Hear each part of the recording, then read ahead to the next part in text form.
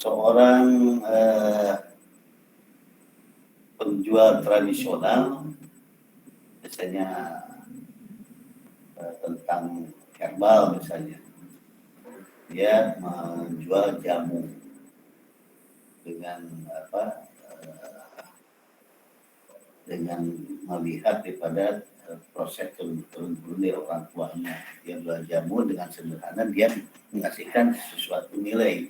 Tetapi kalau seseorang jamu itu kemudian kita lakukan suatu penelitian lebih lanjut lagi dan bagaimana mengembangkan potensinya, sehingga dia akan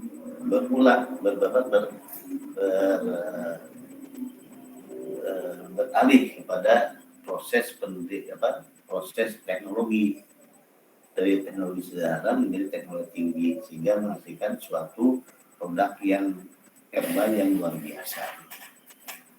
Nah, seperti itu.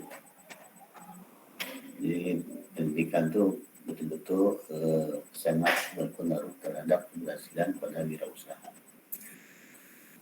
Kemudian yang berikutnya, tujuan wirausaha.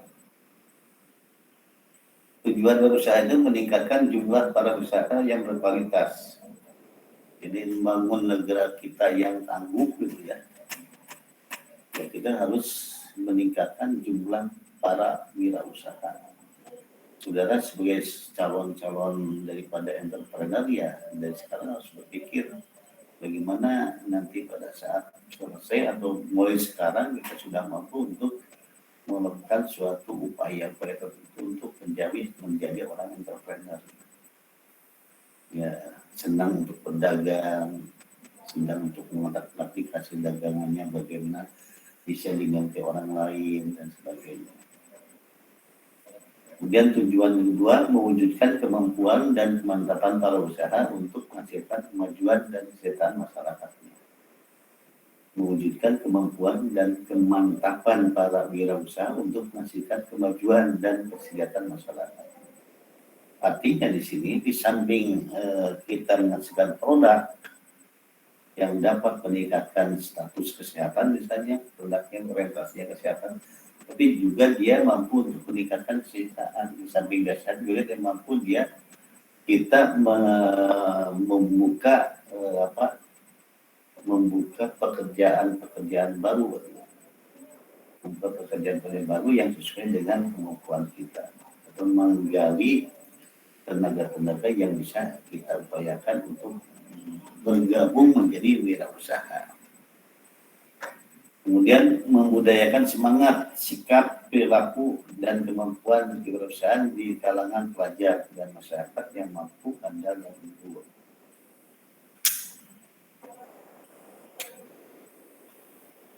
Nah, ini sudah dicoba dimulai sejak bagaimana di tingkat SD, SMP, SMA sudah mulai digambarkan tentang kewirausahaan ini. Dengan contohnya sesuaikan dengan posisi di mana dia tahapan-tahapannya. Di tingkat SD misalnya dia memberikan suatu gambaran bagaimana seseorang yang mampu untuk berwirausaha. Kemudian sampai ke tingkat SMP, SMA, kemudian di tingkat SMA sudah mulai mencoba gitu. Menumbuh kembangkan kesadaran dan orientasi kewirausahaan yang tangguh dan kuat terhadap para siswa dan masyarakat. Menumbuh kembangkan kesadaran dan orientasi kewirausahaan. Sehingga kewirausahaan ini merupakan bagian yang sangat penting bagi kita untuk kehidupan yang harus oleh saudara perhatikan.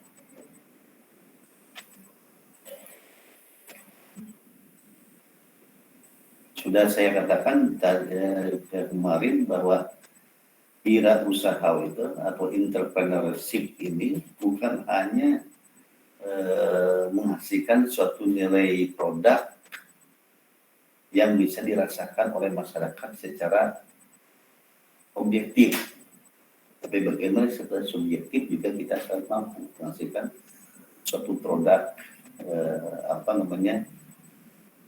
keilmuan yang mampu untuk meningkatkan kompetensi pada orang lain. Jadi kewirausahaan bukan hanya melulu pada proses bisnis, tapi bagaimana juga kita selaku seorang manusia yang mampu memimpin dalam menggunakan teknik kewirausahaan.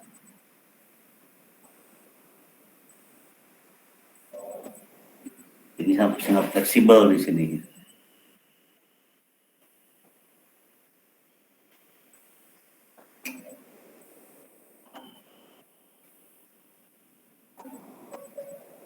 Manfaat kewirausahaan, manfaatnya apa? Berusaha memberikan bantuan pada orang lain dan pembangunan sosial sesuai dengan kemampuannya. Jadi berusaha memberi bantuan pada orang lain dan pembangunan sosial sesuai dengan kemampuannya. Menambah daya tampung tenaga kerja sehingga dapat mengurangi pengangguran. Memberikan contoh bagaimana harus bekerja keras, tekun, tetapi tidak melupakan perintah agama. Menjadi contoh bagi anggota masyarakat sebagai pribadi yang unggul dan patut diteladani. Nah, ini yang tadi saya katakan, bukan hanya produk tapi juga masalah etika dan sebagainya, itu juga sebagai upaya entrepreneur. Sebagai generator pembangunan lingkungan, pribadi, distribusi, pemeliharaan lingkungan dan kesejahteraan. Berusaha mendidik para karyawannya menjadi orang yang mandiri, disiplin, tekun, dan jujur mencapai pekerjaan. Kemudian berusaha mendidik masyarakat agar hidup secara sederhana, tidak berpoya dan tidak boros. Bagaimana kita juga memainkan peranan bahwa nilai yang mereka dapatkan atau tidak dapatkan bisa diatur sedemikian sehingga kehidupan yang tidak berpoya-poya dan tidak boros.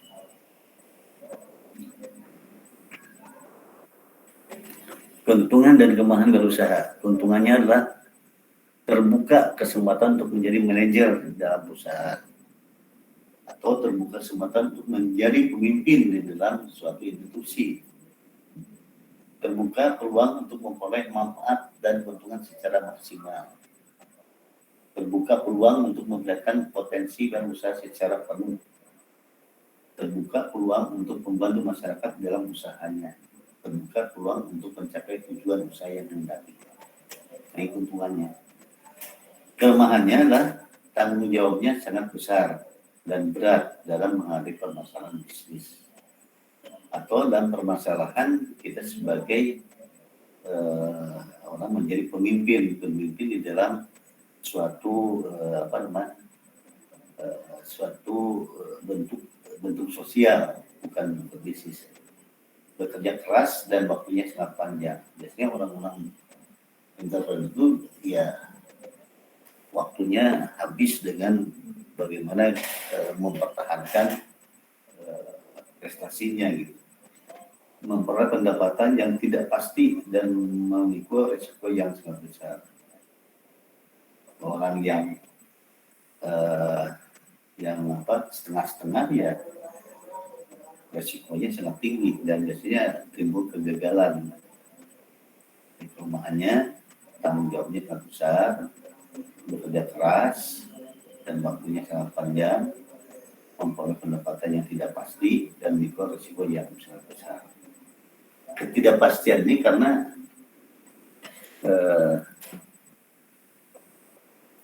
seseorang itu kurang mampu untuk mengambil risiko gitu.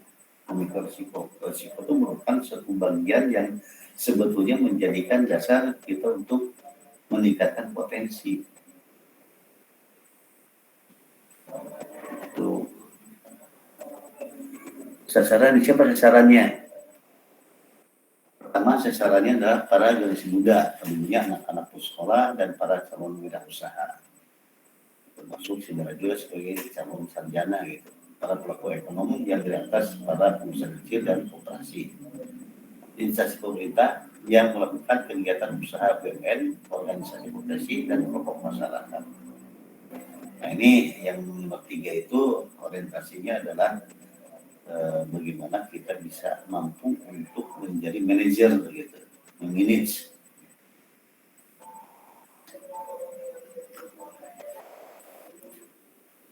Ajasnya apa? Pertama, harus ada kemampuan untuk berkarya dalam kebersamaan berdasarkan etika bisnis yang kuat. Itu di dalam bisnis. Ya. Tapi kalau di luar bisnis juga sama, kemampuan untuk berkarya tentang ide-ide pemikiran kita. Adanya kreativitas inovatif dalam melaksanakan mengimplementasikan daripada pekerjaan yang orientasinya kepada ilmu sosial. Kemudian kemampuan bekerja setekun, teliti dan produktif. Kemampuan memecahkan masalah dan mengambil keputusan secara sistematis, termasuk keberanian mengambil risiko bisnis. Di sini mungkin problem solving cycle itu harus betul kita kuasai, bagaimana masalah-masalah yang timbul ini bisa kita atasi dengan baik dan benar dan memperkecil daripada risiko. Dan keempat, kemampuan berkarya dengan semangat kemandirian. Saya garis bawahi, kemandirian inilah yang menjadi tolak ukurnya. Kemudian kemampuan berpikir, bertindak secara kreatif dan inovatif. Inilah dasar daripada jiwa entrepreneur adalah kreativitas dan inovatif. Jadi adasnya ada 5, kemampuan berkarya dalam kebersamaan berdasarkan etika bisnis yang sehat. Kemampuan bekerja secara tekun, teliti dan produktif. Kemampuan memecahkan masalah dan mengambil risiko, mengambil keputusan secara sistematis, termasuk keberanian mengambil risiko bisnis atau risiko di dalam pengembangan sosial. Kemampuan bekerja dengan semangat kemandirian, kemampuan berpikir bertindak kreatif dan inovatif. Kalau kita gambarkan terhadap tujuan saudara di dalam mencapai dunia pendidikan yang dicita-citakan menjadi sarjana, ya kita harus seperti ini ya. Jadi kemampuan untuk berkarya, hidup bekerja secara tekun, teliti, dan hasilnya produktif. Apa yang kita baca, apa yang kita pahami, kalau di evaluasi nilainya cukup tinggi, menghasilkan nilai tinggi. Kemampuan memecahkan permasalahan, problem solving cycle itu dalam proses belajar sangat banyak. Bagaimana permasalahan ini dapat diselesaikan sehingga menimbulkan risiko yang kecil.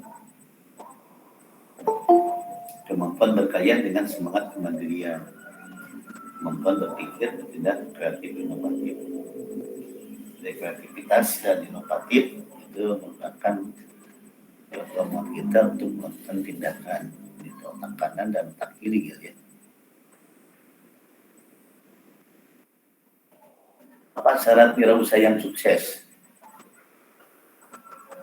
Harus memiliki pendidikan formal dan kreatif.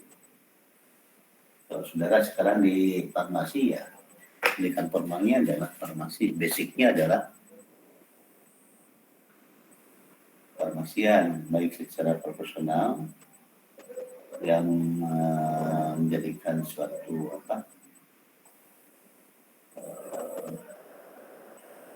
pekerjaan secara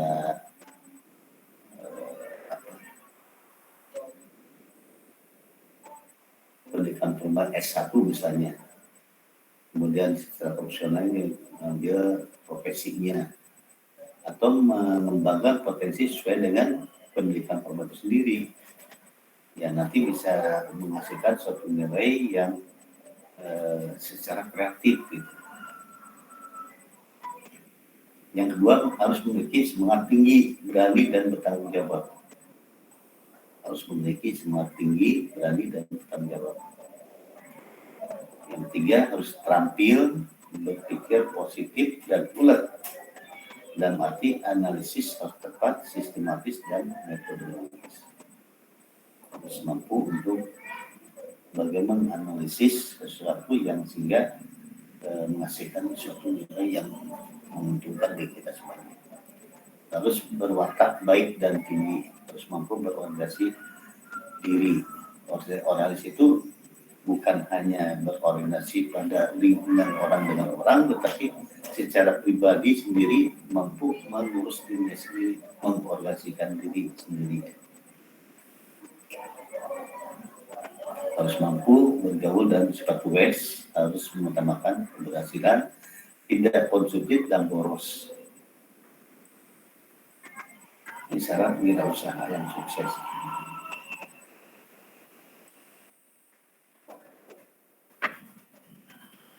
Nah, proses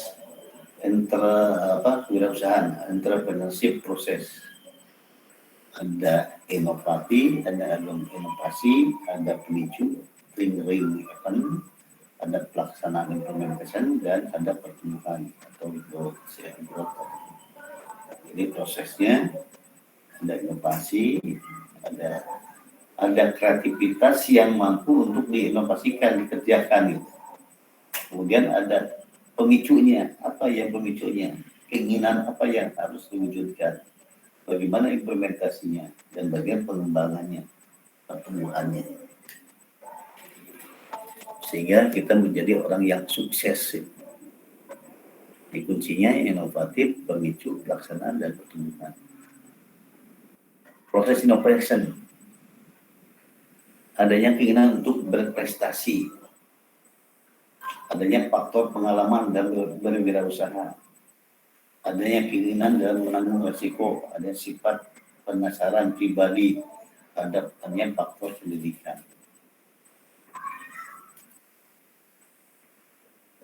Proses innovationnya ini, inovasinya ini, prosesnya ada keinginan untuk berprestasi, ada faktor pengalaman dan wirausaha, adanya keinginan dalam menanggung risiko, adanya sifat penasaran pribadi, dan ada faktor pendidikan yang mendasari daripada ketiga-tiganya.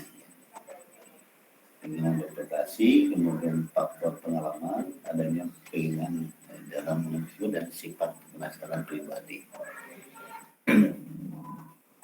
Pemicunya, adanya komitmen, minat yang tinggi dalam berwirausaha.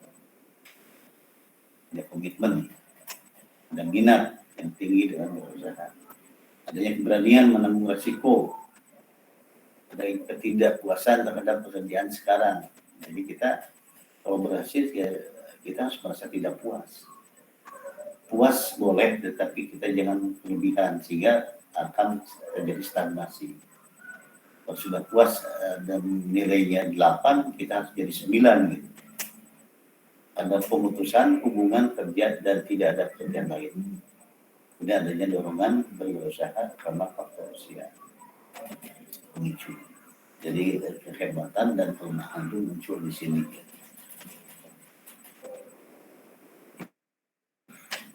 Adanya berwirausaha karena faktor usia. Ada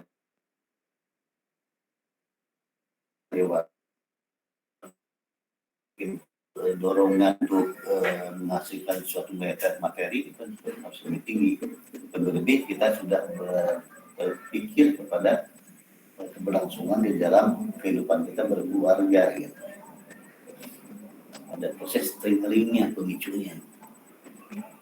Kemudian proses implementasinya, pelaksananya.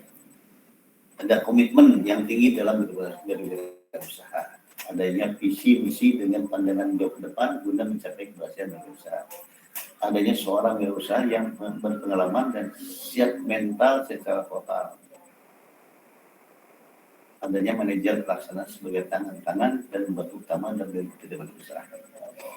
Jadi implementasinya untuk menjadi entrepreneur ini pertama komitmen yang tinggi dan adanya visi misi yang jelas yang harus kita laksanakan. Dan visi misi yang jelas ini harus mencapai kepada tujuan, sasaran, strategi, dan program dan kegiatan dimunculkan. Sehingga kegiatan dilakukan itu secara bertahap, sehingga secara kontinuitas menghasilkan suatu nilai. Dan inilah kita evaluasi. Adanya seorang yang merasa berpengalaman dan siap mental secara total. Jadi eh, di samping itu kita mengacu pada bukan tidak ada kemandirian, tapi kita mencoba untuk melakukan konsultasi karena hal-hal tertentu di dalam pelaksanaan ini kurang berhasil. Ada saya yang lebih berpengalaman, adanya manajer pelaksana sebagai tangan kanan dan batu utama dalam berusaha. Disinilah perlunya dalam mewujudkan suatu organisasi yang betul-betul bisa diwujudkan. Di proses implementasinya begitu.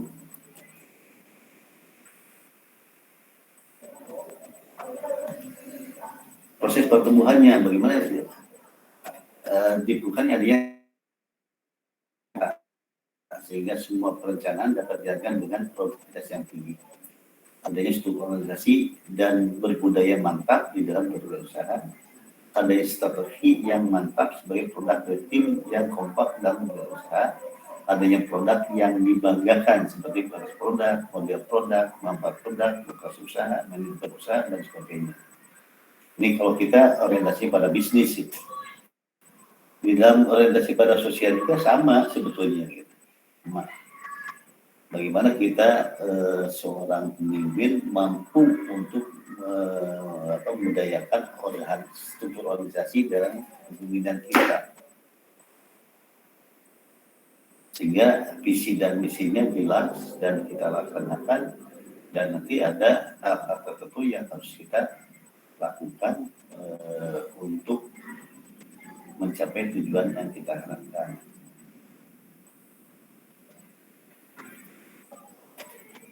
Kalau di dalam bisnis ya seperti ini ya, ada tim yang kompak, adanya struktur organisasi dan budaya mantap di dalam berusaha.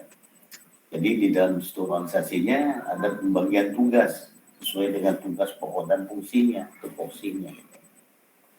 Tugas untuk misalnya tugas untuk bagaimana memproses tentang produk dari bahan baku menjadi bahan baku dan menjadi bahan jadi. Kemudian produk itu bagaimana supaya kalau misalnya bentuk makanan atau minuman itu harus menggambarkan produk yang mempunyai nilai tinggi untuk kesehatan dan juga nilai tinggi untuk rasa mereka untuk menggunakannya.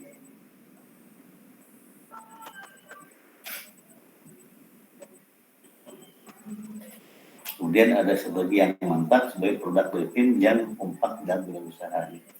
Dari bahan baku, bahan jadi, kemudian menjadi produk dikemas dalam bentuk kemasan yang beda dengan yang lainnya, kemudian kita pasang lain. Ini tim ini harus kompak, sehingga muncullah produk yang dibanggakan, seperti purpose produknya, model produknya, manfaat produk, lokasi usaha, manajemen usaha, dan sebagainya. Ini proses pertumbuhan. Seperti diketahui, setiap perjuangan dan kegagalan usaha akan meningkatkan keahlian dan kekuatanmu, akan meningkatkan kemampuan dan tebal keyakinan. Ini Cina ya. Setiap perjuangan dan kegagalan usaha akan meningkatkan keahlian. Jadi kegagalan itu bukan suatu hal yang harus kita dorong, tidak, tapi kegagalan itu merupakan bagian daripada keberhasilan yang tertunda. Apa yang menjadi permasalahannya? Ya kita harus diselesaikan dengan baik. Dan kekuatanmu akan meningkatkan kemampuan dan tebal keyakinan, sehingga akhirnya produk yang kita hasilkan itu betul-betul yakin bahwa ini dapat mempunyai potensi untuk dikembangkan dan diminati oleh sasaran. Seorang wirausaha haruslah mampu melihat ke depan dan bukan melamun kosong, tetapi melihat berpikir dengan penuh kehidupan, mencari pilihan berbagai alternatif masalah dan pemecahannya. Inilah kreativitasnya, kreatifnya seseorang yang berusaha, terus kreatif.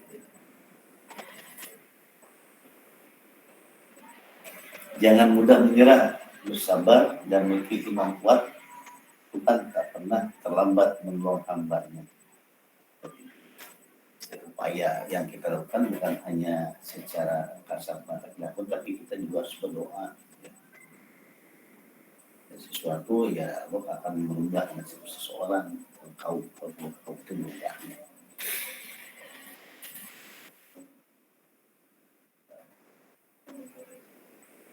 Keberhasilan usaha dapat diidentifikasikan terletak pada sikap dan kemampuan serta tindakan yang nyata. Jadi keberhasilan usaha dapat diidentifikasi terletak pada sikap kita, kemampuan kita, serta tindakan yang nyata. Keberanian untuk berinisiatif, kecakapan dan keahlian, kreativitas dan percaya diri, dan pengalaman dan pendidikan. Ini suatu identifikasi untuk keberhasilan dalam entrepreneur.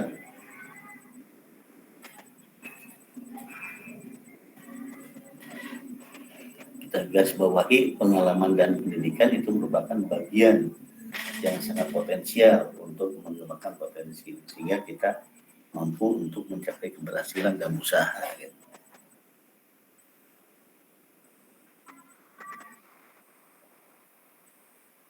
Jadi istilahnya tidak ada kata tak menyerah dalam mencapai cita-cita.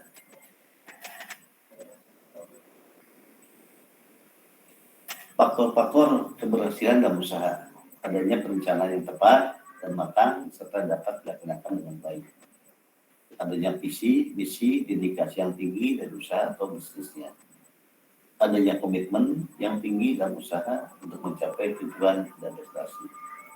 Adanya dana yang cukup untuk usaha. Adanya sumber daya manusia yang andal dan berkembang tinggi. Adanya manajemen usaha yang baik, tepat, dan realistis. Adanya faktor internal, eksternal berupa peningkatan permintaan barang dan jasa, adanya keterampilan dan pengalaman dalam bidang usaha, adanya kecocokan minat atau interest terhadap barang usaha, adanya kebutuhan konsumen yang terpuaskan, adanya sarana dan prasarana yang lengkap sebagai penunjang usaha. Nah, disinilah kita harus berpikir dalam faktor keberhasilan dalam usaha adalah bagaimana kita mampu membuat rencana strategik, rencana strategik dalam usaha, sehingga kita akan memiliki kekuatan, kelemahan, ya, ada kekuatan, ada strength, ada weakness, ancaman, ada kelemahan, ya, ada peluang.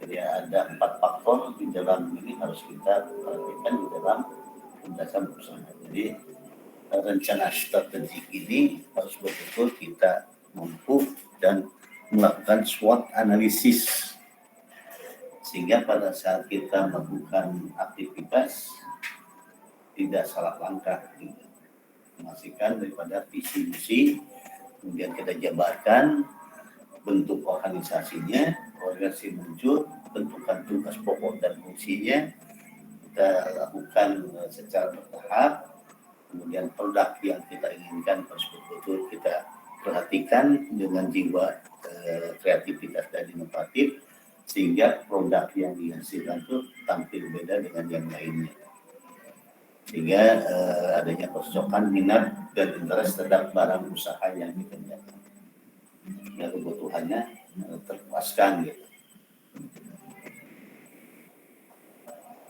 Sekali itu saja mungkin untuk bab 1, ya. Saudara tolong baca kembali.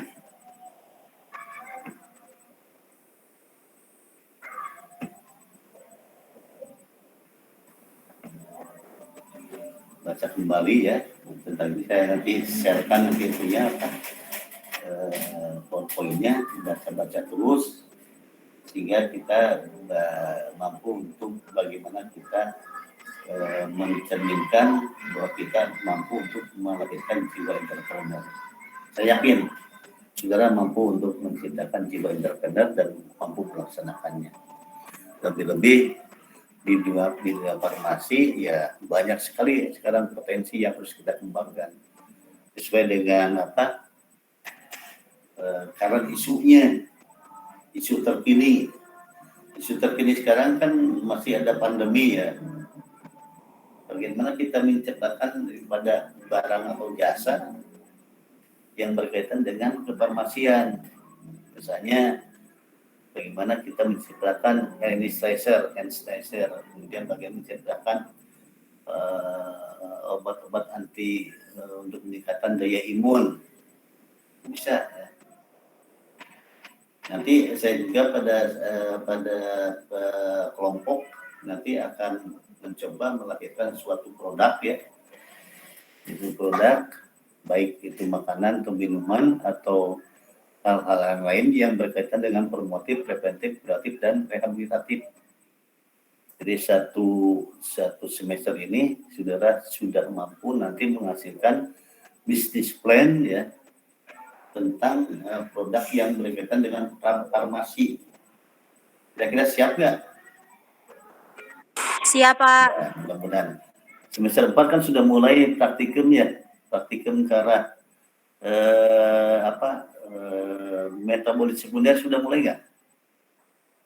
Tentang bagaimana kita menilai fitokimia daripada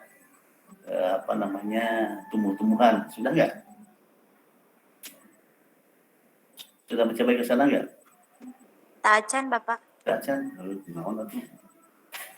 saya kira ada kaitannya kalau kewirausahaan semester 4 itu sebetulnya harus beriringan dengan kemampuan saudara dalam melakukan penilaian tentang macam-macam tumbuhan yang mempunyai khasiat yang disebut metabolit sekunder yang kaitannya dengan upaya promotif, preventif, kuratif, dan rehabilitatif. Belum ya sebenarnya? Baru tadi dibahas, Pak, sedikit. Ada, ya udah kalau itu berbarengan nanti ya. Akhir semester saudara harus menciptakan suatu produk yang dikaitkan dengan current isunya, isu terkini sekarang pandemi, buat minuman atau makanan, tapi menghasilkan suatu produk yang tampil beda gitu ya, dari mulai cara pembuatan, higienisnya, kemudian produk itu dikemas, bentuk kemasannya apa, namanya apa, kemudian bagaimana cara pemasarannya. Itu kelompok yang membangun bisnis plan-nya nanti. Saya kira itu saja mungkin dari saya ya. Karena kewirausahaan itu setengah semester sudah selesai, tinggal pakai ini ya, tugas saudara nanti menyelesaikan. Materinya cukup simpel.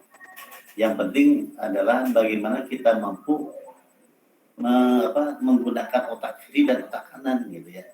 Bagaimana kreativitas daripada dibikin otak kiri kemudian diaplikasikan dengan otak kanan sehingga menghasilkan suatu bahan atau produk, suatu ide atau pemikiran yang nanti berhasil untuk mencapai harapan saudara sebagai jiwa entrepreneur. Jadi kalau saudara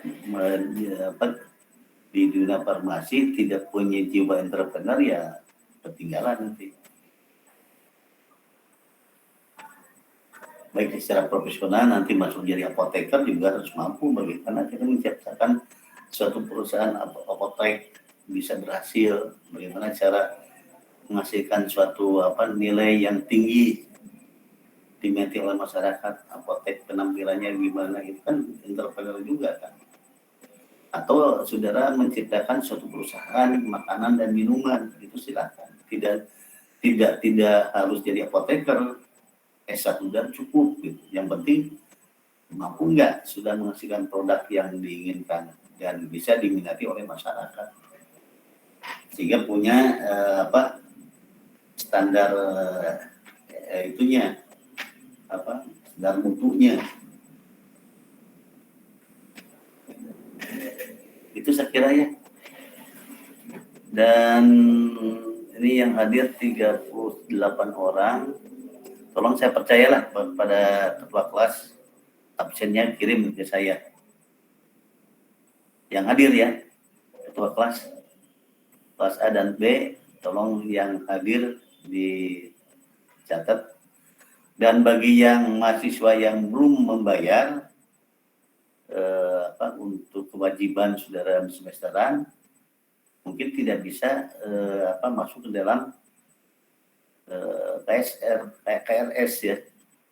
Jadi belum bisa dimasukkan dalam daftar hadir. Tapi tolong nanti kehadiran saudara dicatat oleh ketua kelas. Saya diberikan dispensasi. Cuma sebelum UTS sudah terbayarkan lunas gitu. Bisa kan? Karena masih banyak yang belum menyelesaikan kewajiban saudara. Ya. Ada pertanyaan nggak? Bapak izin bertanya. Ya. Itu Pak itu Pak, kurang jelas. sok teis dulu. Ya. Jadi gini Pak, itu teh kan bikin bisnis plan ya, itu sampai proposal aja yang plannya aja atau sampai dibikin produknya? Sampai bikin produknya. Sampai saudara membuat kemasan yang bagus, yang tampil beda dengan yang lain gitu. Dan mungkin sudah bisa menjajakan pada teman-teman dijual gitu. Jadi nanti bisa dinilai berapa sih harga satuannya, untung ruginya, ada bisa nggak break even point-nya bagaimana gitu. Jadi ada perhitungan nanti, ya. Perencanaan bisnis plan sampai nanti aplikasinya Pak. Rencananya dibuat, tetapi aplikasinya juga ada. Nggak produknya yang dihasilkan. Belajar gitu ya, belajar untuk itu. Ya nanti mengenai tata cara bisnis plan saya jelaskan nanti. Ini kita kan baru dasar-dasarnya aja ya.